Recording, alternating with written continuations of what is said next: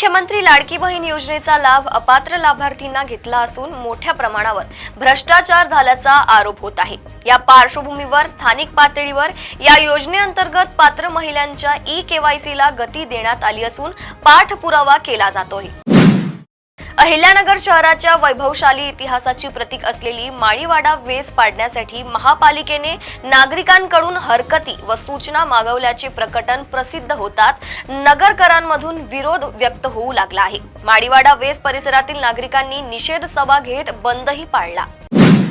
निवृत्ती वेतनात वाढ, शासकीय अनुदानातील 30 लाख रुपये निधी खर्च करण्याची परवानगी, निराधार योजनेची 25 वर्षांची अट रद्द करणे अशा विविध मागण्यांसाठी प्रहार दिव्यांग क्रांती संस्थेच्या अपंग बांधवांनी शुक्रवारी सातारा जिल्हाधिकारी कार्यालयाचे प्रवेशद्वार रोखले। तसेच सातारा कोरेगाव रस्त्यावर बैठक मारून जिल्हा प्रशासनाचे लक्ष वेधले। पुणे जिल्ह्यातील मावळ तालुक्यातील मंगरुळ येथील अवैध उत्खनन प्रकरणी महसूल मंत्री चंद्रशेखर बावनकुळे यांनी कारवाईचे आदेश दिले होते। या प्रकरणी 3 तहसीलदार, 4 मंडल अधिकारी आणि 2 तलाठ्यांना निलंबित करण्यात आले आहे। 90,000 ब्रास अवैध उत्खनन प्रकरणी ही कारवाई करण्यात आली आहे। लहान मुलांना पळवून नंतर त्यांना कामाला जुंपणाऱ्या, त्यांना भीक मागायला लावणाऱ्या आंतरराज्यीय टोळ्या तयार झाल्या आहेत आणि या टोळ्या सर्रास लहान मुल पळवत आहेत आणि यावर सरकार नक्की काय कारवाई करत आहे हेच समजत नाही, असंही मनसे अध्यक्ष राज ठाकरे म्हणाले आहेत। राज्यातील सर्व शासकीय कार्यालयांमध्ये युनिक डिसॅबिलिटी आयडी कार्ड सादर करणे 9 ऑक्टोबर 2025 पासून अनिवार्य करण्यात आलंय। आरक्षण, पदोन्नती, बदली, वेतनवाढ तसेच विविध शासकीय सवलतींसाठी आता UDID कार्ड शिवाय कोणतीही प्रक्रिया होणार नाही, अशी माहिती विधानसभेत देण्यात आली। आगामी सिंहस्थ कुंभमेळ्यासाठी पंचवटी भागातील तपोवन परिसरात तब्बल 1800 झाड तोडून तिथं साधुग्राम उभारण्यात येणार आहे।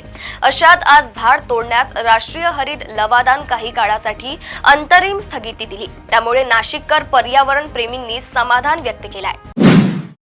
कोल्हापुरी चप्पल जगभरात पोहोचविण्यासाठी प्राडाशी करार करण्यात आलाय। पारंपरिक कौशल्य आणि आधुनिक लक्झरी फॅशनच्या मदतीने कोल्हापुरी चप्पल यापुढे आंतरराष्ट्रीय बाजारपेठेत प्राडा उपलब्ध करून देणार आहे।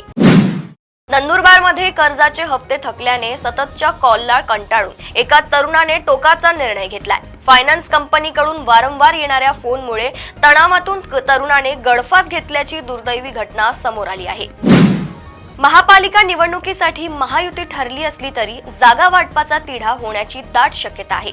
त्यातच उपमुख्यमंत्री एकनाथ शिंदे यांच्या निवासस्थानी ठाण्यात शिंदे सेनेच्या आमदारांची बैठक झाली। या बैठकीला झाडून सर्व आमदार उपस्थित होते।